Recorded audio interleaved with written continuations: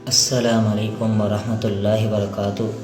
سامعین کرام، آج ہم اللہ تعالیٰ سے دعائیں کرتے ہیں لیکن ہم یہ سوچ رہے ہوتے ہیں کہ ہماری دعائیں قبول کیوں نہیں ہو رہی۔ اس کی بڑی وجہ یہی ہوتی ہے کہ ہمارے عقیدے کی کمزوری، ہمارا یقین اللہ رب العالمین پر ختم ہو چکا ہے، ہمارا بھروسہ ختم ہوتا جا رہا ہے۔ اللہ کے رسول کی حدیث کا مفہوم یہی ہے کہ جس کی دعا میں شک شبہ آ جائے اور جس کی دعا میں یہ بات آ جائے کہ میری دعا قبول کیوں نہیں ہو رہی، تو ایسی دعا جو ہے وہ رد کی جاتی ہے۔ اللہ رب العالمین اپنے بندے کی دعا قبول بھی فرماتا ہے، سنتا بھی ہے۔ وہ ہمارا رب ہے، وہ ہماری دعائیں قبول نہیں کرے گا، نہیں سنے گا تو پھر کون سنے گا؟ اللہ رب العالمین ہماری دعائیں سنتا ہے لیکن قبول کرنے کے طریقے الگ الگ ہوتے ہیں۔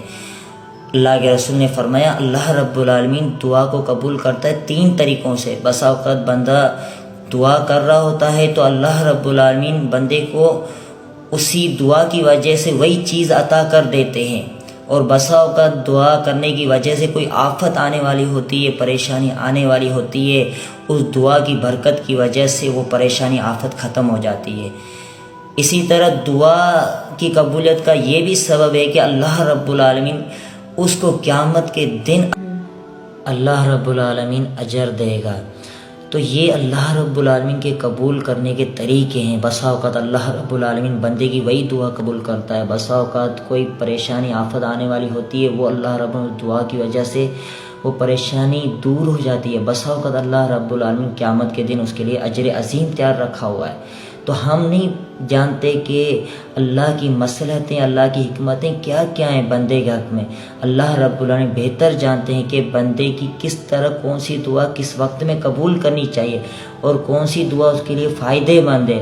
ایسا نہ ہو کہ ہم اللہ رب العالمین سے مال طلب کر رہے ہیں لیکن اللہ رب العالمین کو پتہ ہے کہ یہ مال اس کے لیے فائدے مند ہے یا اس کو فتنے کے اندر مبتلا کرے گا، تو اللہ رب العالمین اس دعا کی وجہ سے جو ہے اللہ رب العالمین اس کو بہتر چیز عطا کر دیتے ہیں۔